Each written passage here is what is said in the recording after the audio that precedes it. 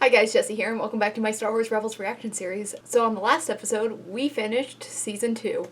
It was an epic two-parter, Twilight of the Apprentice Part 1 and Part 2.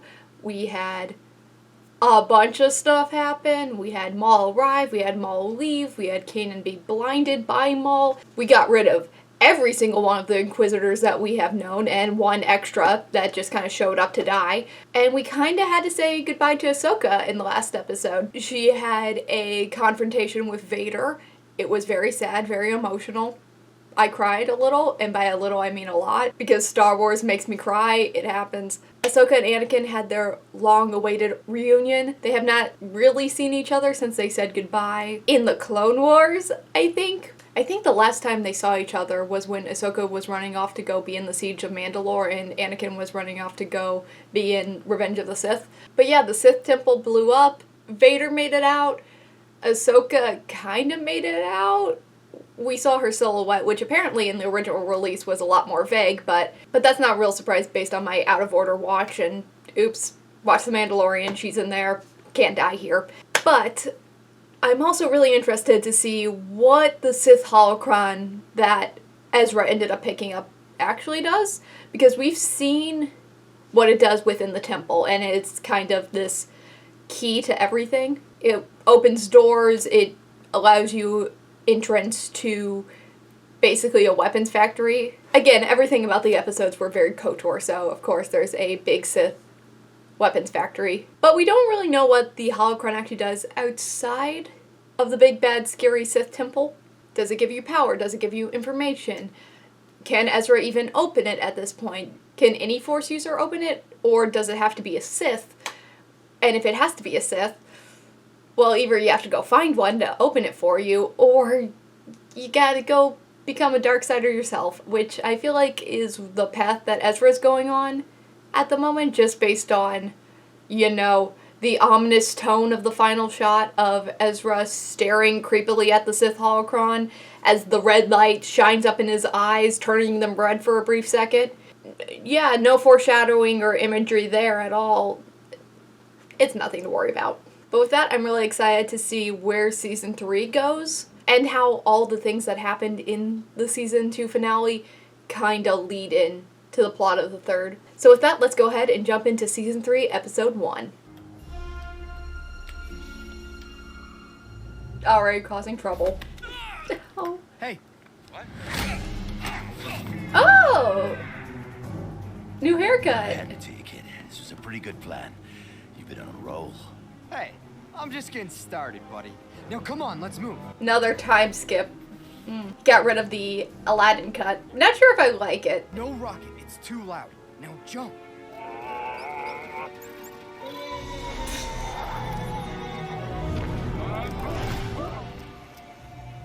Oh, wow. How long has it been? Chop, get this door open. Hurry. Because he's gotten stronger and a lot more confident in general. Still can't believe we're here to break this guy out of prison. Trust me, we need the information he has. You heard the boss. This guy. Door. Don't encourage him. He is in here because of us. Every time Telling yourself that. I feel like it's going to be Hondo. Oh, no.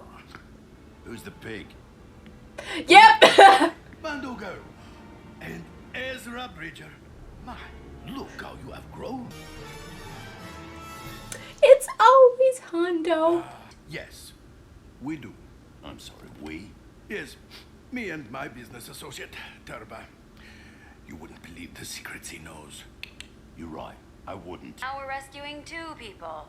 Hey, twice the fun. Look out! I forget the species name at the moment, but those creatures have a tendency to work in Imperial factories, so does he have Imperial knowledge on production lines? Oh, I'm keeping it. No, you're not. Also, looks like Ezra got a new lightsaber after his last one Come on, was this way. destroyed. And it doesn't seem to be the combo that he used to have. Oh my god, it's green! Oh, he pulled a Luke. Color change. Is that really Ezra? Most of the time.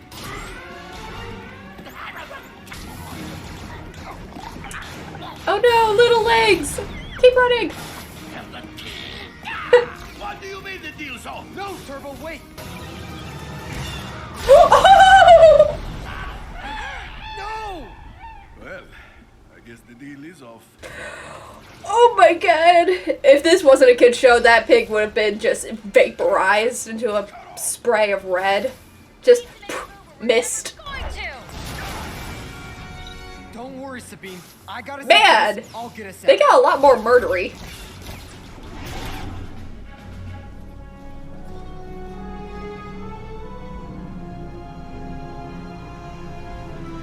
Oh.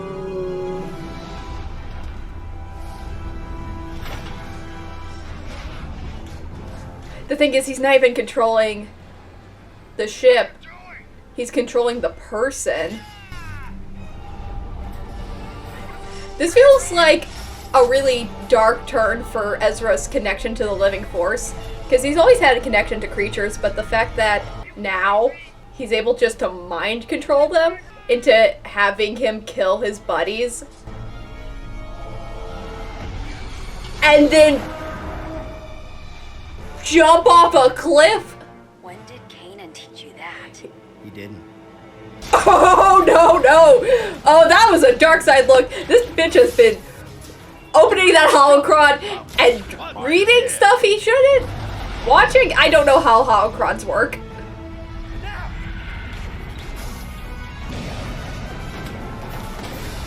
Ooh. Ooh. No. No. Ezra. I knew the details of the mission. Turbo got himself killed. It's not my fault. Oh.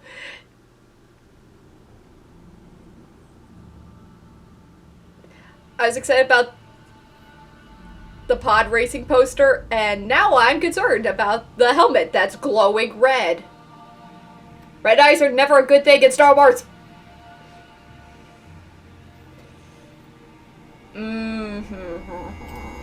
They never would have succeeded without me. Your anger gives you strength, gives you focus. You can see things clearly your friends cannot. Now, what else do you desire? They can't see. If they can't see, I must become stronger, more powerful. I will never let my friends get hurt again. Oh, Ezra, you sound like Anakin. That's not a good thing. These rebels have proven particularly stubborn. How do you intend to solve this problem? I want the 7th Fleet. I see. And what of Admiral Constantine and his fleet? Admiral Constantine is more politician than soldier. I need someone who sees a bigger picture. Season 3 Very villain? well. Is she gonna be the villain, or is this guy that they're sending going to be the big Being villain? rescued. A secret Imperial salvage yard where thousands of Republic starfighters are being dismantled for scrap. My former friend Turbo worked on the line there before he was arrested for trying to escape. Y-Wings. Kinda old. They would be key to building a strike fleet, one capable of our next objective. They still don't have X-Wings, which is interesting. Because What are we waiting for? I know X-Wings were kind of pivotal in the rebellion because they could get in and get out and hyperdrive away real quick. Ezra Bridger, I trusted you with the last mission, and your success has not gone unnoticed. You will lead this mission as Lieutenant Commander. Ooh! Lieutenant, a promotion? You earned it, kid. Way to go. Well done, young Jedi. Congratulations, How old is he? Ezra. Kanan will be proud of you. Yeah. Well, he has a funny way of showing it considering he's never around.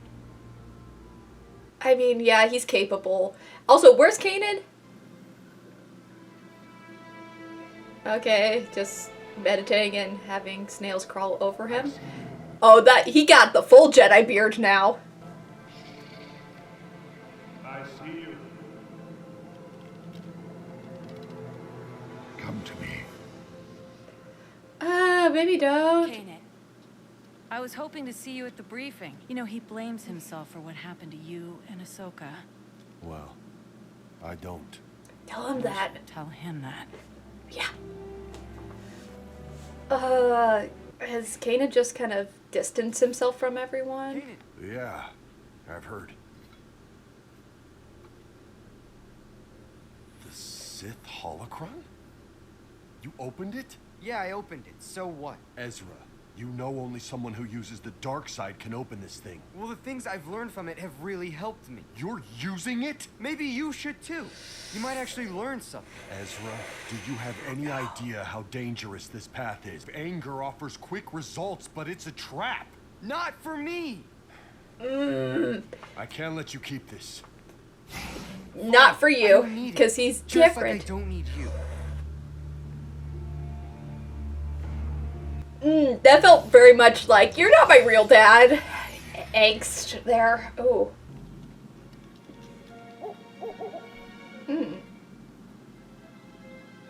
That's not the same one. The one that followed Ahsoka was green.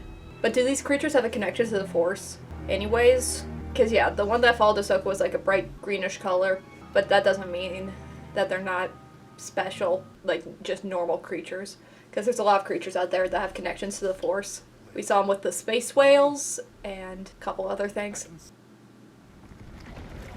Oh, yeah, definitely not a human.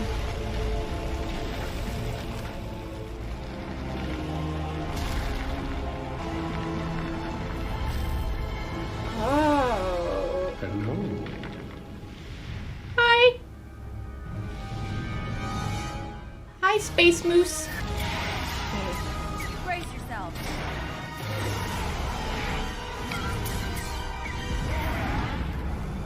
Chopper, we're clear. Charge the hyperdrive. I always like that move We should just where they kind of rank to shoot. I feel like Already have. Plo Koon used that move a couple times. Your imbalance woke me from a deep slumber. Imbalance? Your presence is like a violent storm in this quiet world. You're a Force wielder. But you're not a Jedi. Wielder? No. Jedi and Sith wield the Ashtar and Bogan, the light and the dark. I'm the one in the middle. It's a Sith holocron, a source of evil. My student's been using it, and I'm afraid it's changing him. An object cannot make you good or evil. The temptation of power, forbidden knowledge, even the desire to do good can lead some down that path. But only you can change yourself. Hey! What did you do? I am helping you. It was the only thing protecting me from those creatures. You believe that, but you must learn to see things differently now. Look, I can't see anything. Not anymore. No, you are unwilling. Are you saying there's a way to restore my vision? No. Your sight cannot be healed, but I can teach you to see. So is this going to be If you're one of those willing. like assholes, but like helpful? What must I do? Oh, that. Okay, Kanan looks really cool. But you know how like Yoda was like kind of a dickhead, but in the end it was helpful for Luke? I feel like this is going to be one of those situations. Galaxy-wide operation. And I would like to keep it that way. Admiral Constantine. Grand Admiral Thrawn. Grand Admiral? The Emperor recently promoted me after my victory. I know this guy. Civilian casualties outnumbered the insurgents. Also, hi Callus, it's been a hot second. Acceptable margins, Agent Callus. But there are no longer rebels in that sector. This is a pirate our rebels rescued from Naraka prison, Hondo Onaka. Within the last hour, the Phoenix Squadron destroyed mining guild ships using the Zurita hyperspace waypoint. Taken separately, they may seem unrelated. But Onaka's cellmate was a laborer at our starfighter reclamation plant in the Yama system, one jump point away from the Zurita attack. Grand Admiral Thrawn believes the rebels intend to raid the plant and steal fighters for their fleet. You right? Every ship they add to their arsenal increases the threat to our own Armada and the Emperor's plans. I will start my operations here and pull the rebels apart piece by piece. They'll be the architects of their own destruction. Okay, creepy motherfucker. Yeah, I've heard the name Grand Admiral Thrawn a couple of times. I don't think you can be as deep into Star Wars as I am and not hear about the Thrawn trilogy. Correction, there are only 14 left. Ooh. Looks like they're being destroyed. We need to move in now. There won't be any ships left if we wait. We should advise Captain Syndulla. What if the Empire detects our transmission? I was given command of this assignment. I know what the objective was, and I am changing it. We're going in now. That's an order.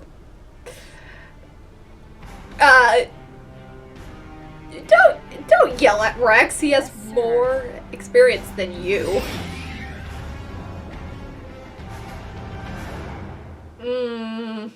So that was Season 3, Episode 1 of Star Wars Rebels, Steps into Shadows, Part 1. Oh, okay. I am very intrigued by this episode. It's an episode where not a lot really happened, but there's a lot of implications for a lot of different stuff going forward. I think first I want to talk about a bunch of the characters that were introduced in this episode, because it feels like there's 3, at least semi-major characters to kind of keep an eye out going forward.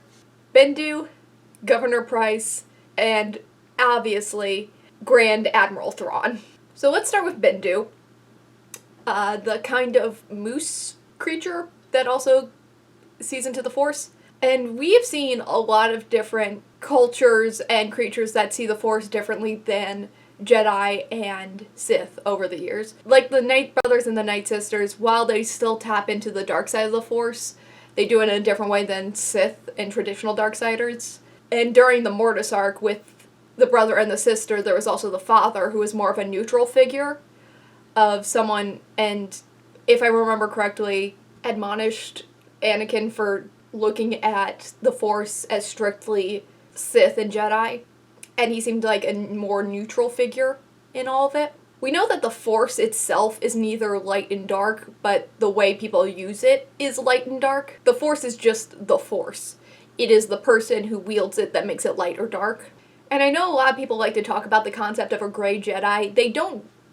Gray Jedis don't necessarily exist, because if you tap into the dark side, it's not just a small thing. You can't just lightly tap into the dark side. But I feel like this character is the closest that we've kind of seen to that kind of gray Jedi mentality. And I don't think it's a coincidence that it's from a very non-human character that probably sees the Force in a very different way than, let's say, Kanan or any of the Jedi before. It'll be interesting to see if this is actually a good character or a bad character, because right now it seems like he is trying to help Kanan in the most dickish way possible, but he seems to generally be helpful. But I don't know if I necessarily trust that kind of neutral stance. What we see through the movies, especially, is that the Force is very black and white when it comes to Force users. The Force itself is neutral. The Force is just the Force. But when it comes to people who use the Force, you can either use the light side of the Force or you can use the dark side of the Force. You start on the light side and then you have to tap into those negative emotions to use the dark side of the Force, but you can't really mix and match. Even someone who uses dark side techniques still uses the light side of the Force. You can't just use the dark side of the Force sometimes. So yeah, it'll be interesting to see if this becomes a helpful ally or is not like a villain but more of an obstacle, because not all advice is good advice. It'll be interesting to see what kind of role this character takes. Also, it says it's voiced by Tom Baker, and I'm wondering if it's the Tom Baker, because I'm a massive nerd who likes a lot of different fantasy and sci-fi things, so the Tom Baker I know is the Tom Baker from Doctor Who. Is this the Doctor? Yes. According to the internet, it is in fact the Doctor Tom Baker, which is great. I did not recognize his voice.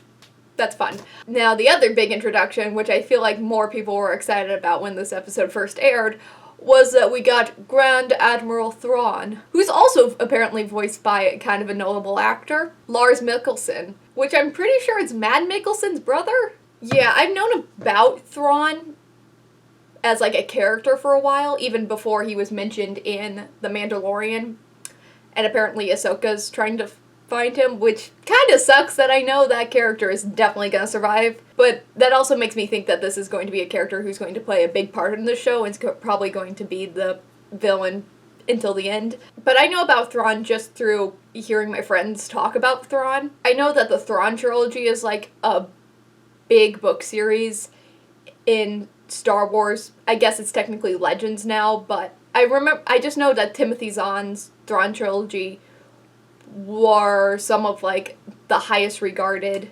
Star Wars books for a while. And I know that Thrawn was a huge part of that. Basically, I just knew that Thrawn was a alien called the Chiss, and that he was blue and had red eyes, and that he was a Grand Admiral, was a great strategist, and I know he has a thing for art in different cultures. And I wonder how much they're going to change from the source material to this. Because Dave Filoni obviously likes taking stuff from Legends materials. We saw that with a bunch of KOTOR references. We've seen that with him taking old concept art and implementing it in the show. He likes taking old stuff and repurposing it for current continuity and tweaking things here and there. I'm interested to see what this character's like, because I've only ever heard of Thrawn through, like, vague whispers about him. I do think it's interesting, though, that this is an alien that looks very alien and has such a high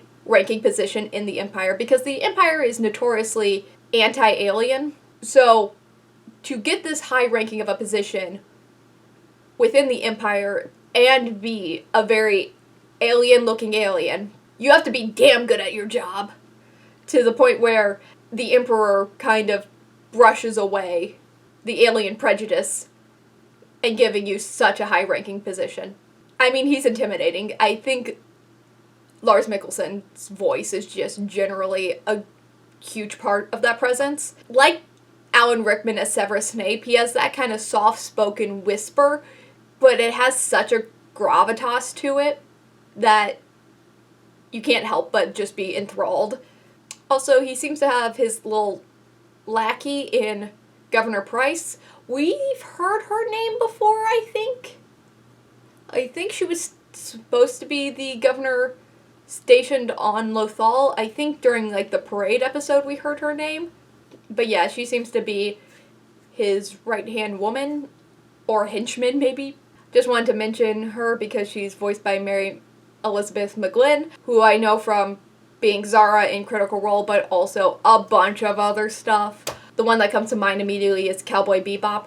Also, I just realized we have another villain being played by the spouse of one of the Ghost Crew. Because last season we had Sarah Michelle Gellar playing one of the Inquisitors, who's obviously married to Kanan's voice actor, Freddie Prinze Jr. And now this season we have Mary Elizabeth McGlynn playing Governor Price, and she's married to Steve Bloom, who plays Zeb. That's cute. I find that fun. And last Imperial, I was just happy to see Kallus again. We have not seen him in the show since his episode where he crash landed with Zeb on the snow planet. Apparently, he's still working for the Empire. Didn't really have a complete change of heart. He's just still chilling. I didn't really expect him to change that much after that episode. It felt more like the beginning of something, and I didn't expect him to change that much in the time skip. Speaking of changing in the time skip, though, a lot of people got new costumes and new haircuts. Sabine's, love the white-purple look. It's great. Ezra's, it looks a little like a toy soldier plasticky helmet, and part of me is just like, okay, this is how they're showing that he's older, that he's maturing, he no longer has the Aladdin haircut, he's got a buzz cut going on, but yeah, it looks like just kind of a plastic helmet that was like Lego hair, just kind of shoved on top. I'll get used to it. But I feel like everyone else got costume changes as well. Kanan, I think, has the best new look. He's gone full Jedi, kind of Qui-Gon Jinn looking aesthetically. Got the beard, the ponytail, mix that with like the cool snowblind eyes. It's a good look. I understand that Kanan is going through a lot, though. No longer being able to see, but apparently I feel like Pindu, the Force Moose, is going to kind of teach him how to see not through his eyes but through the Force, and then he'll be able to rejoin the Ghost Crew. But also, he really needs to, stop brooding in the middle of nowhere and actually talk to people, because his and Ezra's relationship seems to have really declined since then. He obviously doesn't know what Ezra's been doing this entire time, which we'll get to, but also he's just kind of sitting out there and meditating all the time, just angsting in the desert, and he's letting his relationships deteriorate because of that. I really hope that plot point doesn't stick around for too long, but there still needs to be consequences for Kanan being blinded. It can't just be like, oh no, he's blind now, but it doesn't matter because he can see through the Force. I think he needs to go on that little journey. But, oh boy, Ezra. Ezra's not taking it too well that Kanan is currently not really around.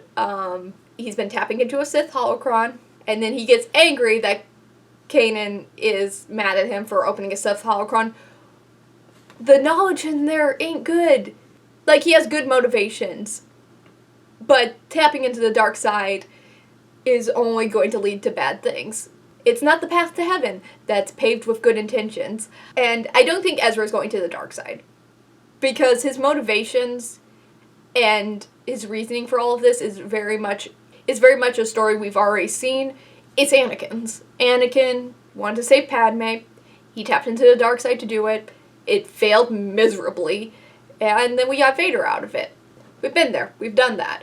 And obviously Ezra's not doing this out of romantic love, but he's still doing it for love of his friends.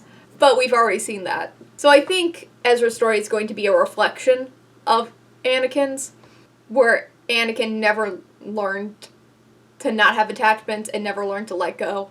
Ezra's going to learn that. And hopefully maybe yeet the Sith holocron into the void, possibly. Also, I love the fact that they kept Nika Futterman as the voice. They're like, hey, we want Ventress's voice actor back. I don't blame them. I think she has a very good Darksider voice. But you can see Ezra deteriorating just throughout this episode. First of all, we have to talk about him mind controlling the ATST pilot, having him kill all of his friends and then commit suicide by jumping off a bridge. Because that's what he did. Woo boy, red flag immediately. But it's an interesting inverse of what we've seen Ezra already do throughout the series, because they've always made a point to show how connected to the living force Ezra is. Some of his first lessons were connecting to Lothcats, and then him slowly building up to the point where we saw him connect to the space whales, which name I cannot remember. But we've always seen him do that. And it's always been a very positive thing, that creatures like Ezra, and it's how he befriends them. This was not him befriending a person. This was him basically grabbing them by the brainstem and forcing them to do things that they would never do ever. It's a little mind rapey, and it's horrifying, but it sets the tone for how dark Ezra's gotten in this time skip. They tell you immediately that this isn't him just tapping into stuff. This is him going to the dark side. Also, I'd like to know how long this time skip actually was. Like, was it a couple months? Longer? Because it's hard to tell. Like, Kanan's grown out his hair, but, like, it's a cartoon, so it doesn't have to obey actual time constraints. Right now in my head, it feels like a couple months, but it could be longer. Ezra's obviously been taking charge in that time and led several missions, and now has been promoted. I'm also guessing that in this season we're going to start seeing the creation of the Rebel Alliance that we see in the actual movies. Because for several seasons now we've kind of heard them talk about rebel cells and all this stuff, but we don't have the rebellion yet. And obviously in this episode they really spell it out and say there is not a galaxy-wide rebellion. Which makes me think that we're going to see the galaxy-wide rebellion. And I really want to see what is the thing that brings everything together. Like, what is the tipping point that makes... Oh, who are they? That, Bail Organa and Mon Mothma actually bring everyone together. At least I think those are the two people that actually form the Rebel Alliance. We don't really see Bail Organa do anything with the Rebel Alliance, mostly because he was a little blown up in most of the movies, but we see him take charge during Rogue One, and Mon Mothma we've seen a couple of times throughout the movies, and if I'm remembering my Star Wars correctly, they are the two that kind of kicks start the rebellion. I don't know if you would call them the leaders of the rebellion. I don't know if there's any true leader, or maybe they're just like financial backers, but I wonder what is going to be finally the tipping point that says, no, we're not going to just be rebel cells. We are going to announce that we are the Rebel Alliance. Because I feel like the only reason you would go from like the subtlety of the rebel cells to a rebel alliance is because you want people to know you're out there. And you want people to know that they are not alone in their hatred of the Empire, and that there is a place that they can join to fight. But yes, on the next episode, will Kanan be able to see? Will Ezra go to the dark side? Will the rebels be able to steal some A-Wings, I guess? And what the hell is Grand Admiral Thrawn up to? So that was my reaction to Season 3, Episode 1 of Star Wars Rebels, Steps into Shadows Part 1. If you like this reaction, don't forget to like, comment, and subscribe. It really helps out the channel and keeps me motivated to keep making more of these. So thank you so much for watching, and as always, I'll see you next time. Bye.